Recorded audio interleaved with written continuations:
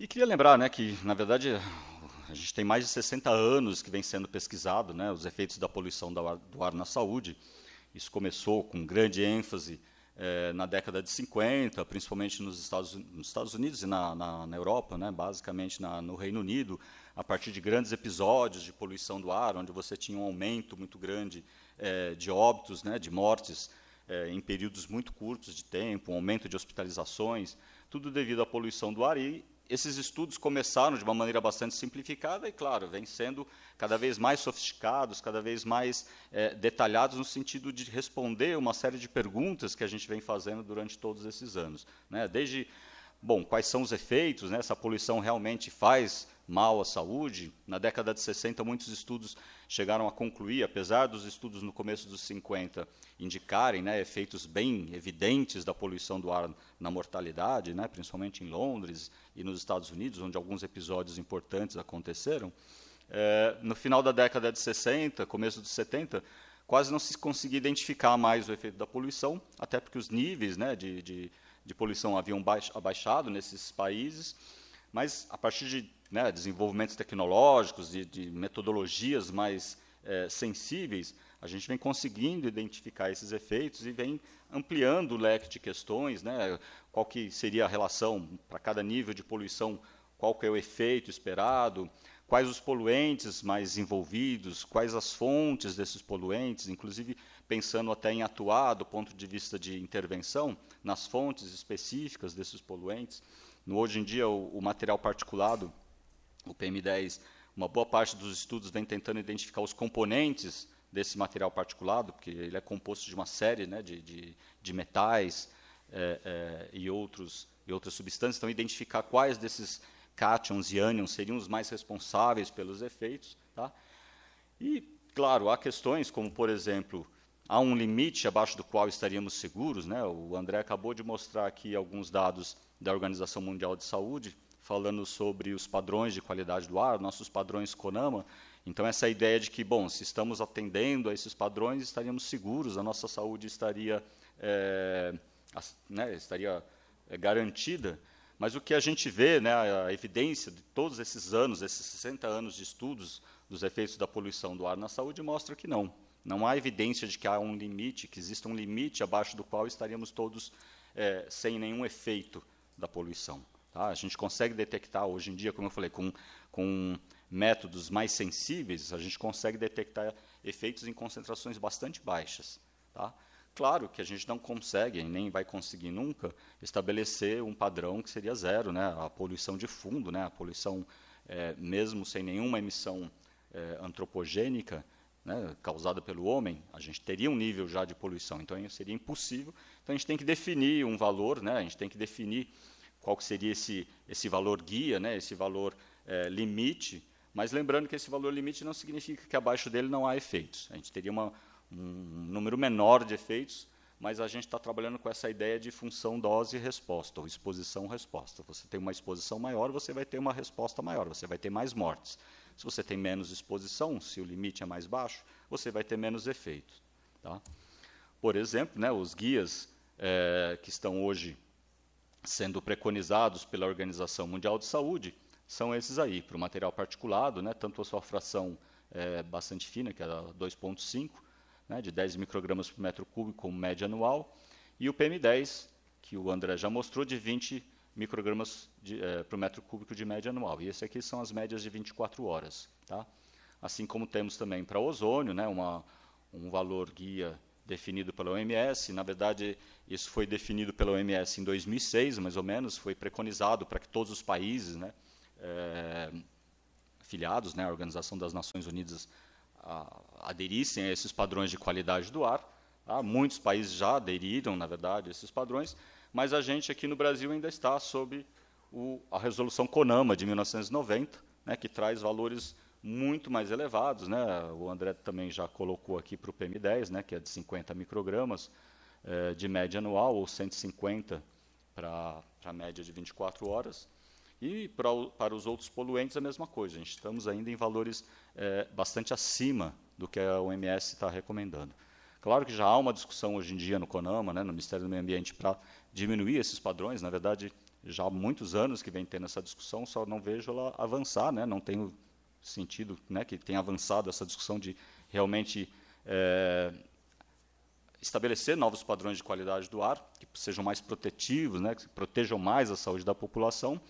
E lembrando também que no Estado de São Paulo, o Conselho Estadual de Meio Ambiente resolveu, né, alguns anos atrás também, fazer todo esse processo de revisar, né, os padrões.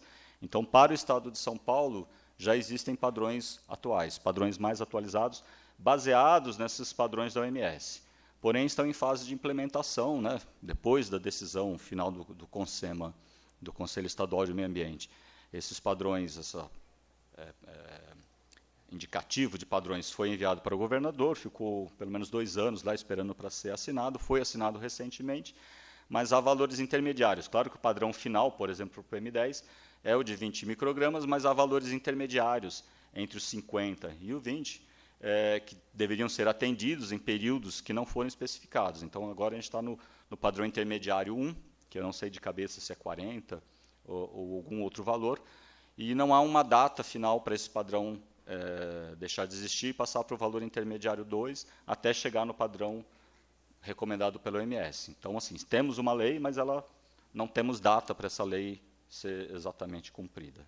Tá? E a importância disso, né, o André também mostrou de uma maneira diferente, mas eu acho que até, como eu falei, complementa um pouco, os níveis de material particulado, né, no município de São Paulo, aqui também um período bastante grande, aqui desde a década de 80, quando a gente tinha valores bastante altos, né, até mais recentemente, aqui 2010, no meu caso aqui, a gente vê que houve, sim, uma queda, né, uma queda que foi expressiva, principalmente aqui na década de 80, começo dos 90, né, acho que se a gente for avaliar essa queda aqui, eu acho que ela foi mais expressiva nesse momento, tá? Mas a gente continua ainda, a gente está abaixo agora do nosso padrão nacional, que é de 50 microgramas, mas continuamos ainda acima do padrão recomendado pela Organização Mundial de Saúde. Tá? E não só nós, né? Na verdade, aqui eu tenho... são várias cidades aqui de vários países, né? Eu acho que aqui eu consegui marcar São Paulo, acho que Rio de Janeiro está logo aqui, tem algumas outras cidades da América Latina, vocês veem que a Ásia e a América Latina são os continentes que concentram, né, os maiores níveis de poluição do ar, um ou outro país aqui na África, e de modo geral, Europa e Estados Unidos. Isso aqui também são dados, acho que de 2008 ou 2009, mas em muitos lugares aqui esses valores também já diminuíram, em vários lugares dos Estados Unidos já vem atendendo esse novo padrão de 20 microgramas por metro cúbico. Tá? Mas há ainda um longo caminho a ser alcançado, a ser caminhado aí para chegar a níveis mais satisfatórios. E um outro fator importante que o André também mencionou é que essa poluição do ar, né, que tem esse efeito que eu acabei de mencionar aqui, vários efeitos imediatos na saúde, na medida que você emite esses poluentes, eles vão ter um efeito imediato na saúde, vão levar a esses adoecimentos, essas mortes, ou mesmo um efeito mais crônico, aí, como eu comentei, câncer, basicamente, ou mesmo doenças cardiovasculares mais crônicas, você tem um outro efeito da poluição do ar que ela contribui para o aquecimento global. Ela é um gás de efeito estufa. Tá? Então, o André também mostrou isso, né? Boa parte da nossa contribuição hoje em dia aos gases de efeito estufa é devido ao setor transporte. Claro que se a gente pega o Brasil como um todo, né, e ele mostrou isso, o desmatamento ainda aparece como grande contribuidor, mas se a gente for olhar as cidades, por exemplo, a cidade de São Paulo, a contribuição do sistema de transporte é muito maior. E, em segundo lugar, vem a questão dos resíduos, que é um outro problema bastante grande, porque enterrar lixo gera gás de efeito estufa, que está sendo jogado para a atmosfera, contribuindo aí para o efeito estufa. E a gente vai ter, então, impactos dessa poluição indiretos, né, através das mudanças climáticas, né, que vão levar também a impactos na saúde, seja pela própria alteração do clima, né, eventos climáticos extremos, né, períodos de seca, como estamos tendo agora, ou ondas de frio, ondas de calor, como tem acontecido em vários locais, aqui também no Brasil, ou mesmo algumas exposições indiretas, aí, como mudança aí na ecologia de vetores, né? Você tem, no caso, uma série de doenças transmitidas por mosquitos que estão subindo, né, na latitude, né, estão indo para lugares mais frios, porque o clima tem mudado, tem propiciado a migração desses mosquitos, levando dengue, malária e outras doenças que não existiam para lugares que antigamente não tinham essas doenças. Tá. E aí vou ter que correr um pouquinho agora, mas só lembrando então, né, que quando a gente fala de transporte de modo geral, a gente tem uma série de riscos, e até agora eu falei basicamente dos riscos da poluição do ar, que são os mais estudados, são os mais evidentes, né, o foco que a gente vem tratando aqui. Mas existem uma série de outros riscos que também são estudados, mas com muito menos ênfase, né? Um deles é o ruído urbano, e eu juntaria aqui ruído com estresse, o estresse do próprio congestionamento, do próprio ruído. Então, há uma mistura de efeitos aí que são muito mais difíceis da gente medir, mas com certeza trazem um impacto para a qualidade de vida. Tá? Você tem a questão dos acidentes, né? Quanto mais veículos na rua, quanto mais quilômetros rodados, eu tenho até um gráfico mostrando isso, quanto mais quilômetros rodados, mais acidentes você vai ter. É uma relação bastante direta, então não tem como fugir disso. E você tem também o sedentarismo, né? O fato de você ter veículos, né, e andar, né, para fazer um trajeto de 500 metros, utilizar o seu veículo, você está deixando de fazer uma atividade física e, com isso, você prejudica a sua saúde também. Tá? É um pouco mais difícil de medir, mas tem estudos já tentando ver isso. E é interessante ver que, desde a década de 50, a gente já vem discutindo aqui medidas, né, no caso aqui, isso é a Folha da Tarde, aqui de São Paulo, já vem discutindo medidas para o controle da poluição do ar. Então, não é um assunto novo, né, não é uma questão nova. Porém, focando, como o André comentou, na poluição do ar. Né, todos aqueles outros efeitos ali, aqueles riscos à saúde, não estão sendo tratados de maneira adequada. E, como sempre, a gente tem medidas ou as primeiras providências aí para o combate à poluição do ar, mas desde a década de 50 a gente também tem esse problema de que a lei existe, mas o problema é cumpri-la, né? Parece que é uma característica que não vem mudando muito aqui na nossa sociedade.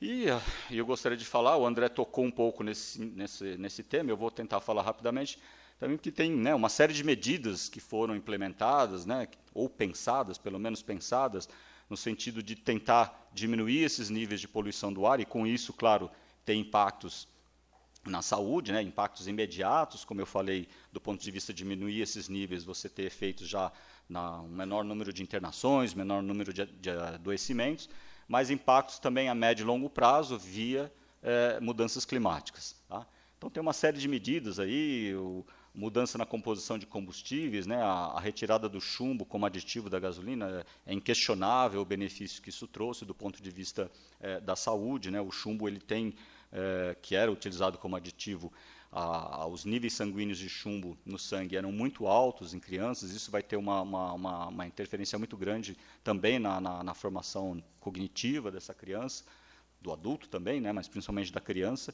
Isso foi retirado, então a gente já não tem mais esse problema. A própria adição do álcool à gasolina, o etanol totalmente, ou mesmo a adição dele à gasolina, também traz algum benefício no sentido de diminuir emissões, tá?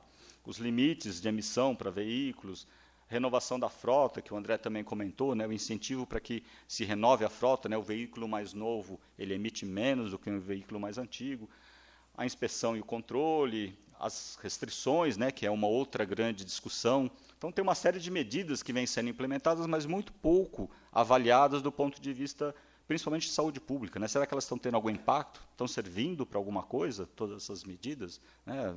Elas vêm, por um lado, conseguindo diminuir os níveis de poluição e, a partir disso, conseguir diminuir os impactos na saúde? Eu vou dar 2 exemplos aqui bastante rápidos.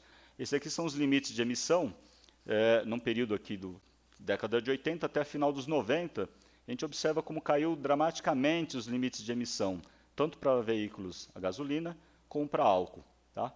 Os limites eram bastante altos, né, e vieram caindo, principalmente até final da década de 80, né, começo dos anos 90, é onde a gente consegue ver uma maior redução aqui. De lá para cá, uma redução menor, claro, vai ficando mais difícil também reduzir essas emissões, possivelmente já deve ter caído um pouco mais aqui, eu não tenho dados mais recentes. E qual que é o impacto disso? A gente consegue ver, bom, talvez tenha tido algum impacto aqui nos níveis de material particulado, se a gente for olhar, realmente teve uma queda maior, né, dos níveis de particulado aí na década de 80, né, a inclinação dessa reta aí que eu coloquei só para ajudar a visualizar, né, essa tendência, ela parece ser mais inclinada, ou seja, teve uma queda maior. A partir dos anos 90, praticamente não houve grandes alterações, né, tem uma flutuação aí, mas não houve grandes alterações. A partir dos anos 2000, há de novo uma queda, mas com uma inclinação muito menor, né, nos níveis de material particulado, e que praticamente se estabilizam aqui nesses últimos anos, né? A gente está em torno aí, como o André mostrou em outro slide, em torno de 30, 35, 40, tá? Microgramas por metro cúbico de material particulado. Se a gente olhar outros poluentes, principalmente nesse período aí da grande queda nos limites de emissão, aqui no caso para o monóxido de carbono, e são as várias estações, a gente já não consegue ver tão claro esse declínio. Tá? A gente vê aqui, parece, né, são muitas estações, é mais difícil a gente juntar, fazer uma média, como eu fiz para o PM10 para todas as estações. Aqui é um pouco mais difícil, mas parece que há uma pequena queda. Se a gente for falar do rodízio, né, eu acho que tem até um rodízio que a gente está ainda em vigor aqui em São Paulo já há bastante tempo, né, que é esse dos horários de pico, e que, com certeza, hoje em dia, se a gente for tentar medir algum impacto desse rodízio, a gente praticamente não vai conseguir ver nada, porque ele já está totalmente incorporado à rotina do paulistano. Mas a gente teve uma experiência aqui de 3 anos, de 96 a 98, do rodízio de inverno, né, que aconteceu no mês de agosto, acontecia nos meses de agosto, durante 3 anos, e teve uma discussão bastante grande, né, foi um impacto. Na verdade, foi o momento onde a poluição do ar ganhou o maior destaque aqui no município de São Paulo, foi nesse período, por conta, né, da impossibilidade dos indivíduos poderem dirigir naqueles dias, era um rodízio que durava o dia todo. E eu tentei fazer uma análise até para ver se houve impacto, né, esse rodízio, se ele conseguiu trazer algum benefício de fato. Aqui são as médias de PM10, médias diárias, cada pontinho desses aqui é a média de um dia de PM10 em São Paulo e de monóxido de carbono. E os pontinhos em vermelho aqui são os dias onde aconteceram o rodízio, né, que no primeiro ano foram bem poucos dias, depois ele foi estendido e só em 98 ele teve um período maior aí de validade. E a gente observa que, sim, parece que houve uma tendência, se a gente, né, observar aqui, principalmente para o monóxido de carbono, parece até que teve um efeito, tá? Se a gente fizer essa análise mais detalhada, né, essas aqui são as médias dos 3 anos anteriores, né, só do mês de agosto, depois os 3 agostos dos anos subsequentes, onde houve o rodízio. Sim, há uma pequena diminuição, não tão expressiva nos 2 primeiros anos e um pouco mais expressiva no último ano desse rodízio estadual, né, da Secretaria do Estado, e que acontecia aqui no município de São Paulo. Para o monóxido de carbono também, a mesma tendência, né, uma média nos primeiros 3 anos, e depois decai. A gente olha aqui, é um pouco mais expressiva até para o monóxido de carbono do que para o material particulado. Porém, na análise dos efeitos na saúde, isso aqui são as internações por doença respiratória em crianças e idosos, também cada pontinho aqui é o número diário, né, de internações, também não se consegue. Há uma tendência de queda, mas essa tendência de queda ela já vinha acontecendo, mesmo antes do estabelecimento desses rodízios, ela já vinha acontecendo. E na hora que a gente faz a análise estatística mais detalhada, não se consegue detectar efeito, tá, pronunciado ou efeito algum dessa medida. Tá? Então, eu vou terminar só falando de 2 outras coisas importantes. A primeira é que a gente está falando aqui de restrição veicular, né, e questão do transporte, os riscos que o transporte traz. E só para, né, estressar, para enfatizar o que o André já colocou, que quando a gente pensa em medidas aí que focam, né, o veículo, né, combustíveis mais limpos, rodízio, restrição veicular, uma série de... Restrição não, mas a inspeção veicular, a gente está lidando basicamente com esse problema, que é a poluição do ar. E pode até, como, né, mostrei ali, pode até ser efetivo de uma maneira ou outra, você consegue diminuir. Se você tem menos, né, emissões, você vai ter menos, né, os níveis de poluição vão cair. Embora isso possa ser contrabalançado pelo aumento da frota, pelo aumento do congestionamento, que faz também, né, o carro no congestionamento ele emite mais do que um carro andando à velocidade média. Tá? Agora, esses outros efeitos aqui, o ruído, o estresse, os acidentes e o sedentarismo, não adianta, esses não são, de maneira nenhuma, combatidos por esse tipo de medida. Tá? E queria lembrar que, além dos riscos, o transporte também traz benefícios. Tá? Claro que são benefícios talvez um pouco mais difíceis de medir, né? O acesso a serviços, o acesso à cidade, né? E eu não estou falando aqui de transporte individual, estou falando de transporte de maneira geral. Tá? A própria interação social, você poder, né, conviver em sociedade, e principalmente atividade física, e falando aqui agora especificamente do transporte ativo, né, o transporte que você não fica sentado e fazendo só assim com o pé no acelerador, mas que você se exercita, seja caminhando, seja andando de bicicleta. Tá? E existem estudos já mostrando, por exemplo, que a atividade física é bom. Né?